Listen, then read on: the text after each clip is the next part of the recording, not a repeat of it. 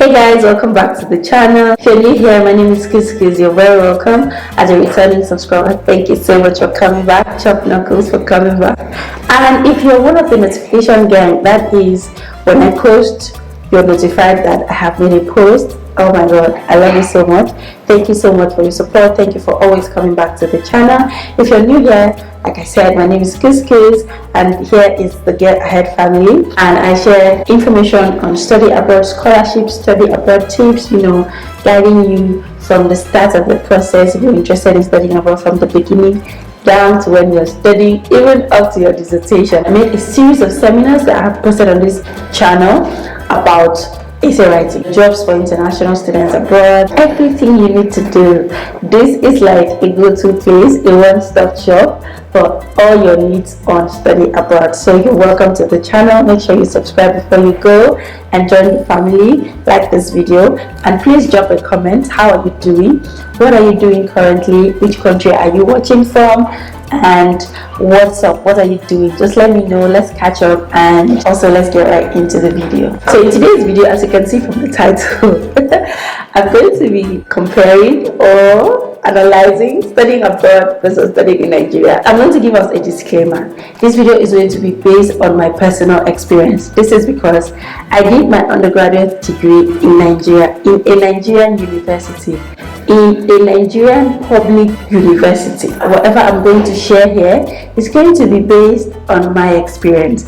If you have a different experience, please do not attack me. You can also drop your experience in the comment section if it is different to mine, or if you think that anything is similar, please let's also know in the comment section. Like I said, I did my undergraduate degree in Nigeria. I also did Nigerian law school in Nigeria, of course, and then I did my postgraduate degree in the UK. So this video, I'm just going to share based on my experience, the similarities and differences in both experiences, what I think, and yeah, it's just going to be a fun video and insightful one as well, so you know what it is, especially if you're in Nigeria and you're thinking of what it is like to study abroad.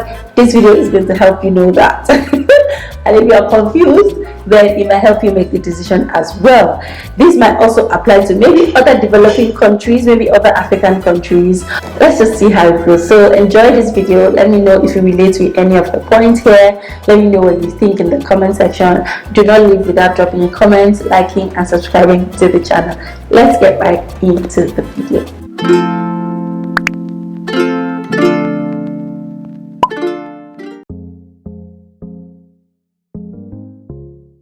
So, like I said, I attended a public university in Nigeria, and I'm just going to start with the very first point. First of all, getting admission into a public university in Nigeria is very hectic. It's a big deal, okay? We have a lot of public universities in Nigeria, first of all. We also have a lot of prospective students that want to get into school. So usually, there's a process where you have to write like the Unified Tertiary Examination, UTME. They used to call it JAM back then. Joint Admission and Matriculation Board Examinations.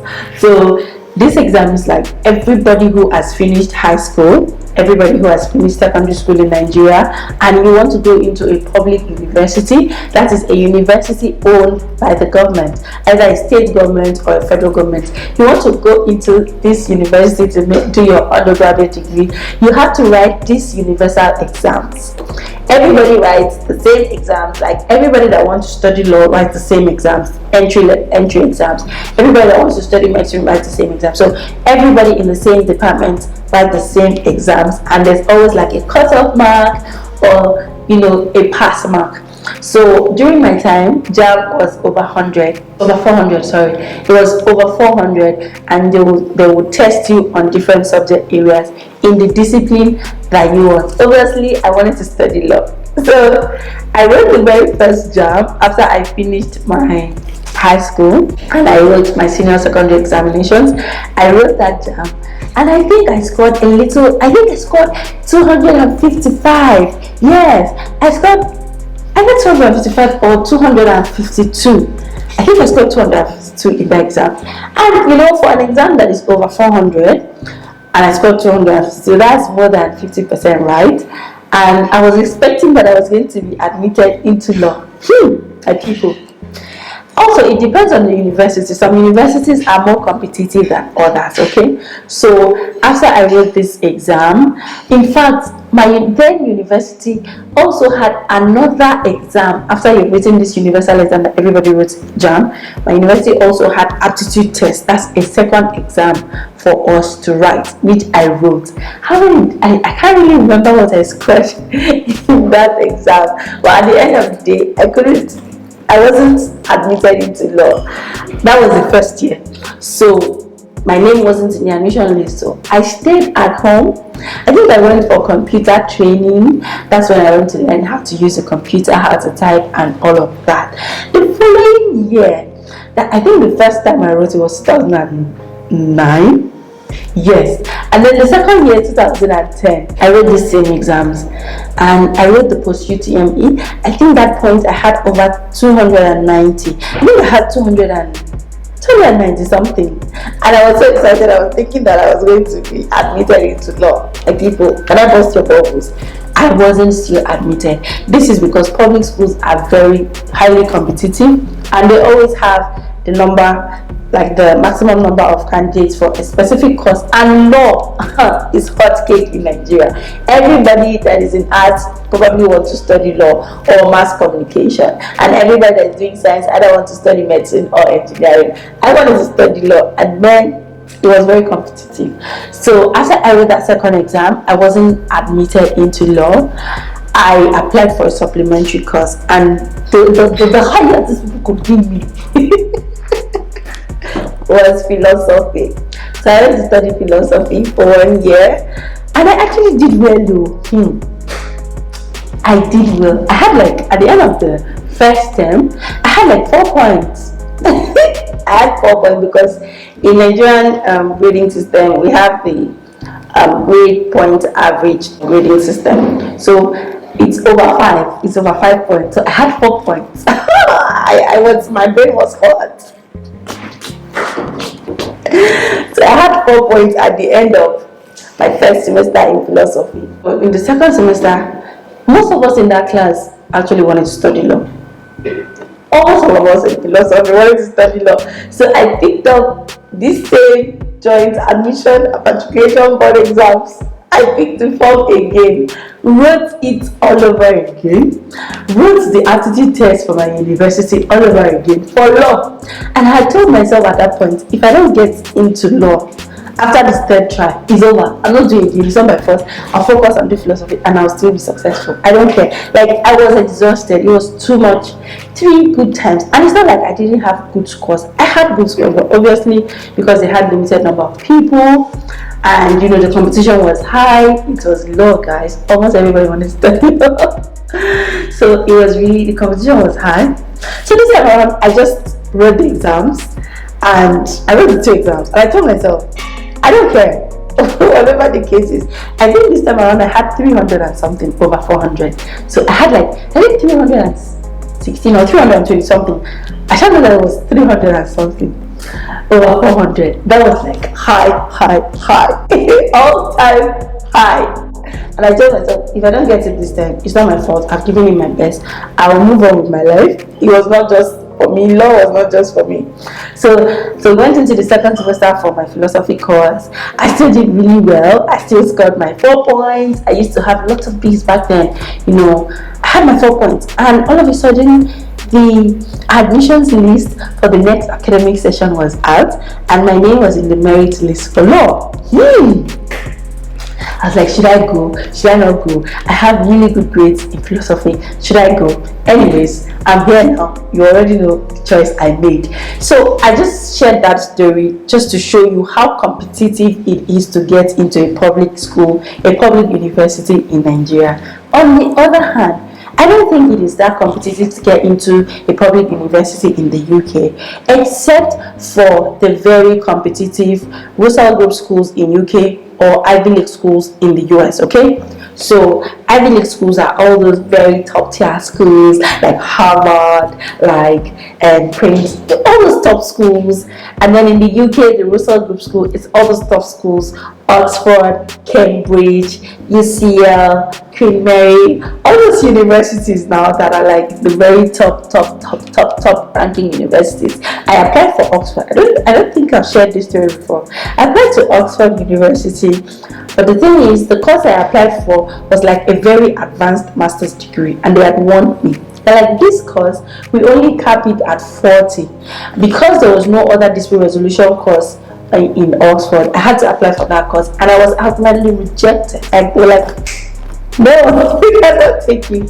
So, except it is just really like high ranking schools in the UK, Russell Group schools that I have mentioned, it is relatively easier to get into a UK university. Once you have your personal statement ready, your academic records are complete, you have your references, and you have your school fees, you can get into the school just to do the right thing. If you don't know what to do, I provide consulting service. I guide people on how to write their personal statements. I know that some people would say, oh, I've tried a couple of times to get into a UK university and it's difficult. I feel like you're not doing the right thing. That's why people like us are here to guide you. Because I know if you do the right thing, you write your personal statement well, you front load your work experience, and you show them how you will contribute to the class or how valuable you are to the class, to the faculty, to the school, then you will be given admission. And I can tell you for a fact that you can do the same thing in Nigerian public university, and you will not still get it. So number one point is that for me, it is harder to get into a public school in Nigeria than to get into a public university in the UK. If you have a contrary opinion, drop it in the comment section. Let me know and give your reasons. I have given my reasons based on my experience. Okay, let's go to the second point.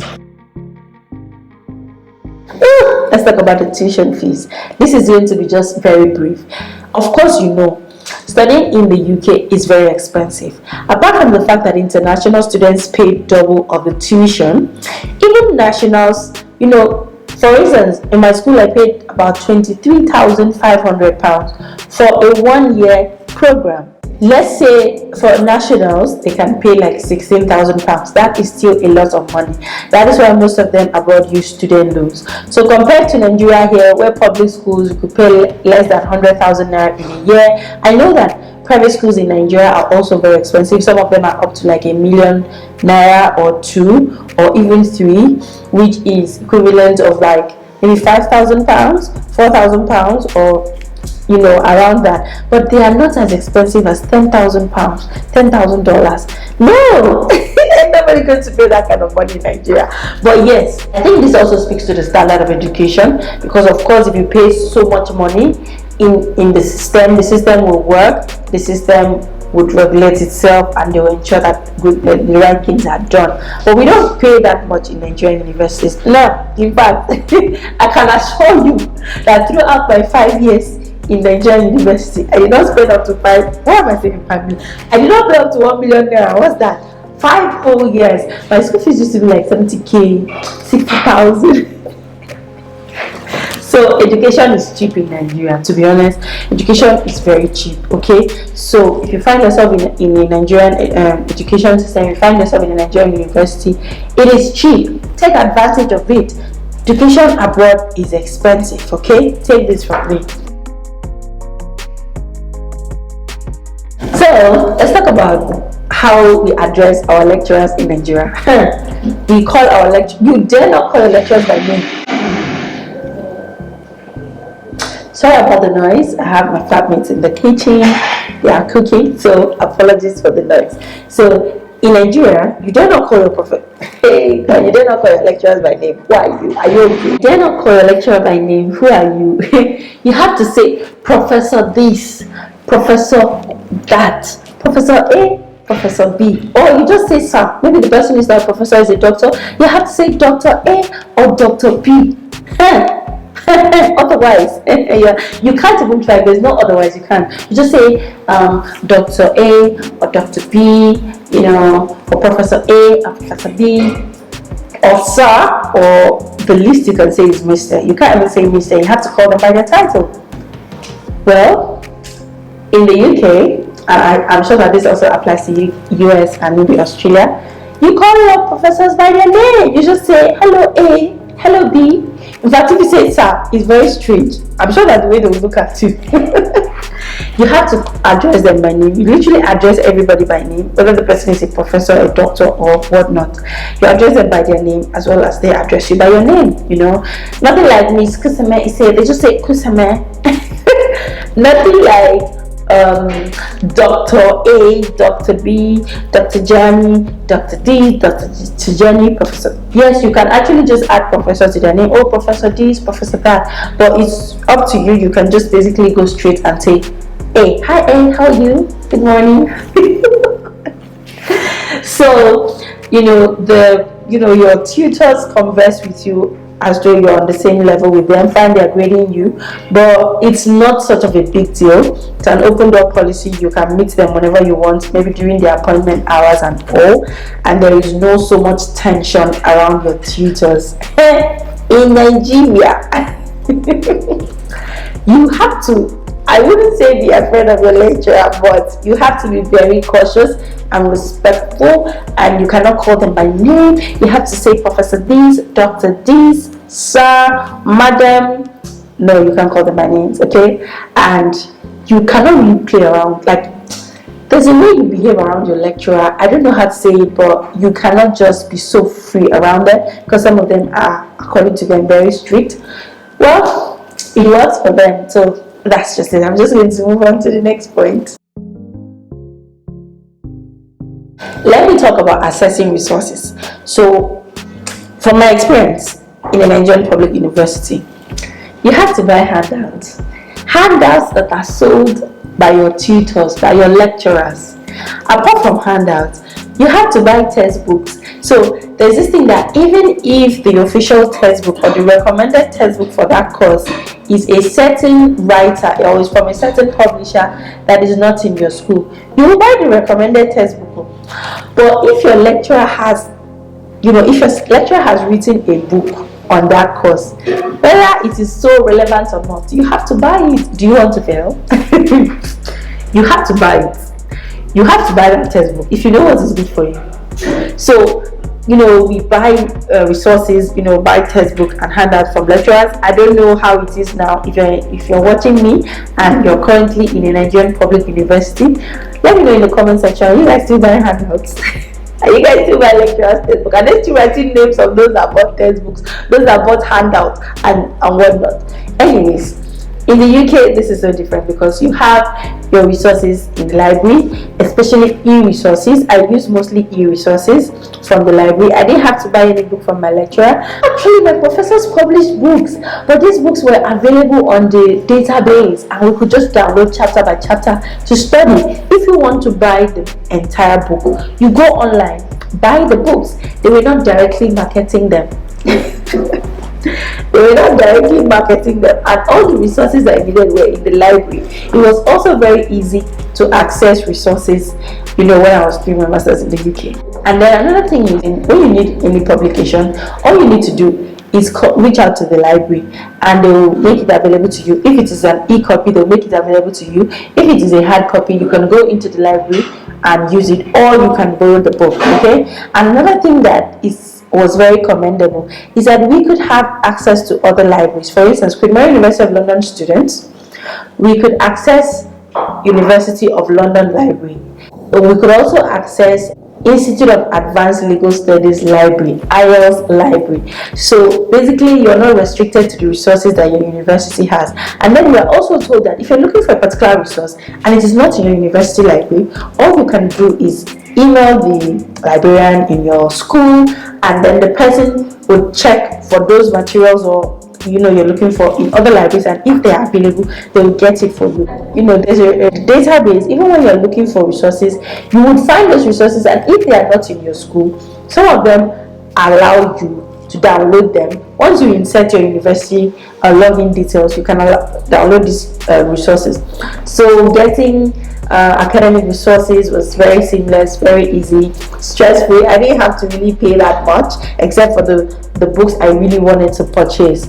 And a couple of my professors also had publications, but they never impose it on anyone to buy. Back in Nigeria, they are not imposing it on you to buy it, but if you know what is good for you, buy it. Buy it. Okay. I hope you learned one or two things. Let me know what you think. What do you think is a good part of studying in Nigeria and a good part of studying in UK?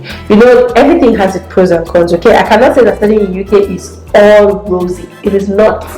Of course, it is not rosy, and I'm not going to say that studying in Nigeria is all bad. No, I enjoyed, the experience as well. In life, we need balance. Everybody needs balance in life, so I enjoyed the experience studying in both countries. If possible, I want to study in the US or Canada or maybe Australia.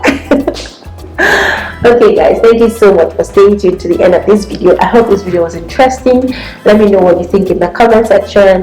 Let me know what you have taken out of it, and let me know what you decide. Are you going to be studying in Nigeria? Are you going to be doing, I know that majority of you watching me, if you're from Nigeria, you probably did your undergraduate degree in Nigeria, but let me know if you're going to consider studying abroad for a further degree or a master's degree, and maybe research degree, PhD as well.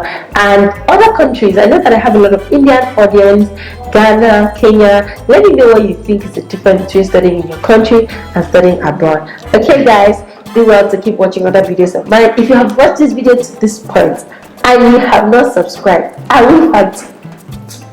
Are we fighting? Are we fighting? Come on, subscribe. You know you love the content. You know you love my face. You know you love my setup. So please subscribe to the channel and share this channel to other people that will enjoy the content as well. Drop your video recommendations. If you have any questions, drop it in the comment section and I'll do well to answer them and also help you out. If you need my services, personal consulting services, click the link in the description box to my bio. It will take you to all my services. If you need a student accommodation, there's also a link to Amber student accommodation here, in the description box to this video, that you can get a student accommodation in any country of your choice. Till I come your way next time, I remain Kuskus. Stay blessed, stay happy, stay jiggy, and turn on the notification bell. I'll catch you guys in my next video. Bye bye. Follow up before that issue was resolved.